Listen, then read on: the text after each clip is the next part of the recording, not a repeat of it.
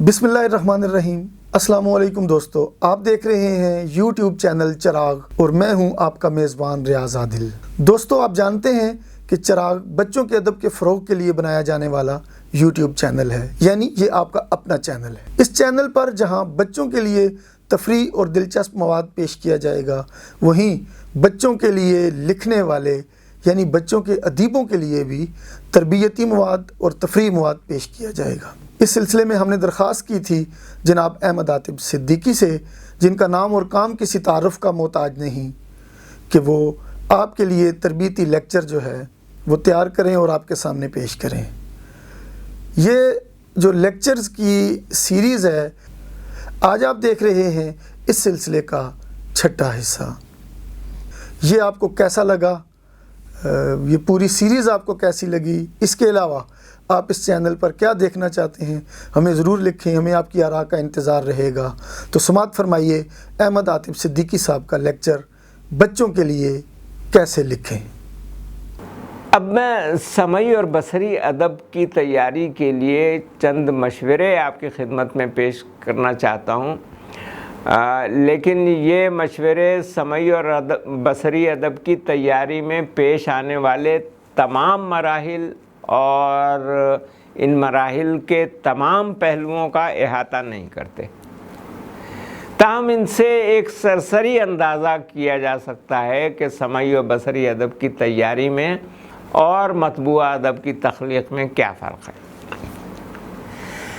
सबसे पहले तो ये बात जहन में रखनी चाहिए कि समई और बसरी अदब हो या मतबूआ अदब, जैसे कहानी, नावल, ड्रामा, फ़ीचर फ़िल्म या तफरीही फ़िल्म वग़ैरह, इन सब का असल मकसद एक है, और वो मकसद ये है कि बच्चों को खेल और तफरीह की शक्ल में उनके लिए मुनासिब ज़बान व बयान इस्तेमाल करते हुए और मुवाफ़िक़ अंदाज़ व उसलूब अख्तियार करते हुए उन हक़ाइक़ से आगाह किया जाए जिनसे उनका हकीकी ज़िंदगी में साबिक़ा पड़ेगा। इसके साथ ही उनको ज़िंदगी के हक़ाइक़ से तामुल और मसाइल से निमटने का मुनासिब तरीन और मोतदिल रवैया अपनाना सिखाया जाए। लिहाजा बच्चों का अदब तख्लीक़ करते हुए ऐसे तमाम तसव्वुरात को फ़र्ज़ी और तसव्वुराती ही ज़ाहिर किया जाए जिनका हकीकत में कोई वजूद नहीं पाया जाता। मसलन जादुई छड़ी, अलादीन का चिराग, किसी दरवेश या किसी परी या किसी जल परी की तरफ से कोई गैबी ताकत मिल जाना, जादू की ज़ंबील और मसाइब से निजात दिलाने वाले गैजेट वग़ैरह। अगरचे के माफ़ौक़ुल फ़ितरत कहानियों का एक अमली फ़ायदा भी होता है, और वो फ़ायदा ये है कि ऐसी कहानियाँ बच्चों की क़ुव्वते मुतख़य्यला, जिनको आप अंग्रेज़ी में पावर ऑफ इमेजिनेशन कहते हैं, क़ुव्वत मुतख़य्यला को तेज़ करती है। ये क़ुव्वत जो है, क़ुव्वत मुतख़य्यला या तख़य्युल की ताकत, ये वज़ा व ईजाद की सलाहियत को परवान चढ़ाने के लिए ज़रूरी है।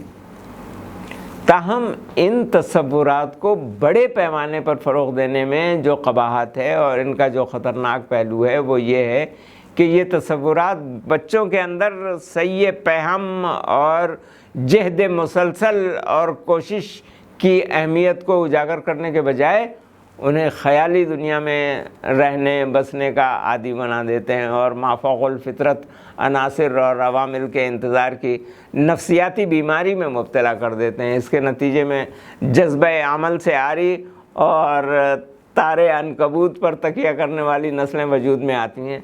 लिहाजा एतदाल ज़रूरी है। बच्चों के लिए समई व बसरी अदब तैयार करना बच्चों के लिए मुतालिआती मवाद तख्लीक़ करने से बहुत मुख्तलिफ है। मुताले में तो बच्चों को ख़ुद अपनी क़ुव्वत मुतख़य्यला को काम में लाना पड़ता है। मसलन अगर किसी बाग़ का मंज़र बयान किया गया है तो उस मंज़र का तसव्वुर वो ख़ुद ही कर लेते हैं, जबकि समई और बसरी मवाद में ख़ुद लिखने वाले को इन मनाजिर का तसव्वुर करके उनको हकीकी हालत में दिखाना होता है। इस बिना पर समई व बसरी मवाद तैयार करते हुए इस बात का ख्याल रखना पड़ता है کہ مناظر خواہ خیالی ہوں یا حقیقی، بچے ان کو تصور کی آنکھوں سے نہیں اپنی اصل آنکھوں سے دیکھ رہے ہوں گے، تو اگر ان کو نظر آنے والے مناظر میں کوئی جھول پایا جائے تو وہ بچوں کے مذاق کا نشانہ بن کر اپنے اصل مقاصد کو گنوا بیٹھیں گے۔ تمام مناظر حقیقی تصورات سے قریب تر نظر آنے چاہیے، اور کرداروں کا ہر رد عمل عملی زندگی کے حقیقی رد عمل کے مطابق دکھائی دینا چاہیے۔ کوئی بھی نیا سمعی و بصری مواد تیار کرنے سے قبل بچوں کے لیے تیار کیے گئے جدید سمعی و بصری مواد کا پہلے آپ خود کثرت سے مطالعہ اور مشاہدہ کر لیں، اور ان میں سے ہر ایک کو تنقیدی نقطہ نظر سے دیکھ لیں کہ ان میں کیا کیا خوبیاں اور کیا کیا خامیاں پائی جاتی ہیں۔ آپ کا تیار کردہ سمعی و بصری مواد تخلیقی اور فنی اعتبار سے بچوں کے لیے پہلے سے موجود مواد سے کس طرح مختلف ہو سکتا ہے؟ سب سے پہلے یہ طے کر لیجئے کہ آپ بچوں کے لیے جو سمعی اور بصری مواد تیار کرنا چاہتے ہیں اس کی نوعیت کیا ہوگی۔ کوئی مزاحیہ خاکہ ہوگا، دلچسپ معلوماتی فیچر ہوگا، یا کوئی سنجیدہ ڈرامہ ہوگا۔ تخلیق کی نوعیت کے لحاظ سے آپ کو ابتدائی تیاری کرنی ہوگی، معلوماتی اجزاء جمع کرنے ہوں گے اور مناظر کا تعین کرنا ہوگا۔ اپنے سمعی اور بصری مواد میں جو مناظر آپ دکھانا چاہتے ہوں، اگر ممکن ہو تو ایسے مناظر والے مقامات کا ایک بار خود بغور مشاہدہ کر لیں، اچھی طرح سے جائزہ لے لیں کہ ان مناظر کے ضروری اجزاء کیا ہیں، بلکہ کیا کیا ہیں۔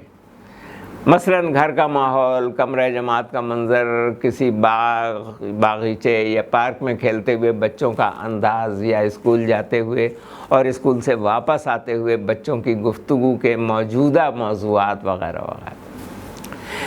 اگر کسی مخصوص علاقے کا حوالہ دینا ہے یا اس کی منظر کشی کرنی ہے تو آپ کو علم ہونا چاہیے کہ وہ خاص علاقہ کس کس قسم کی خصوصیات رکھتا ہے، وہاں کے ماحول اور مناظر پر مختلف قسم کے موسموں کے کیا کیا اثرات مرتب ہوتے ہیں۔ اگر آپ سرسری اور سنی سنائی باتوں پر اکتفا کر کے کسی خاص علاقے کی تصویر کشی کر بیٹھے اور وہاں کا ماحول اور وہاں کے موسمی حالات اس سے مختلف ہوئے تو اس علاقے سے تعلق رکھنے والے یا اس علاقے سے واقفیت رکھنے والے بچوں میں آپ کے دکھائے ہوئے مناظر مذاق بن کر رہ جائیں گے۔ جن مناظر کا مشاہدہ میسر نہ ہو ان کو تحریر کرنے سے قبل ہر منظر کو خوب اچھی طرح تصور میں لا کر جانچ لیجئے کہ آپ کا لکھا ہوا منظر عملی شکل اختیار کر کے کیسا نظر آئے گا۔ ہر منظر کو بارہا بلکہ بار بار چشم تصور سے دیکھیں، جو خامیاں محسوس ہوں ان کو دور کرنے کی تدابیر سوچیں۔ جس قسم کے بچوں کو آپ اپنے سمعی و بصری مواد میں دکھانا چاہتے ہیں ان کی عادات و اطوار اور ان کے برتاؤ اور ان کے مشاغل کا خاص طور سے مشاہدہ اور مطالعہ کریں۔ سمعی و بصری مواد تحریر کرتے ہوئے یہ بات پیش نظر رکھیں کہ آپ کے مطلوبہ ناظرین امیر یا غریب کس طبقے سے اور کس عمر سے تعلق رکھتے ہیں، کتنی تعلیمی استعداد رکھتے ہیں، اور یہ بچے ہیں یا بڑے ہیں، اور ان کے علاوہ آپ کے تحریر کردہ مکالمات اور مناظر سے دیکھنے والے بچوں کی نفسیات پر کیا کیا اثرات پڑیں گے، ان پہ کیا کیا اخلاقی اثرات مرتب ہو سکتے ہیں۔ تو اپنی تحریر کو پیش کرنے سے پہلے ان کے اثرات کا بھی جائزہ لینا ضروری ہے۔ اپنے سمعی و بصری مواد کے مناظر اور حرکات و سکنات کے تمام مراحل اور اجزاء تحریری صورت میں ضرور محفوظ کر لیں۔ یہ خیال نہ کریں کہ بھلا یہ بھی کوئی بتانے والی بات ہے۔ ایسا نہ کرنے کی صورت میں ممکن ہے کہ آپ کا سمعی و بصری مواد تیار ہو کر آپ کے تصورات سے یکسر مختلف ہو جائے۔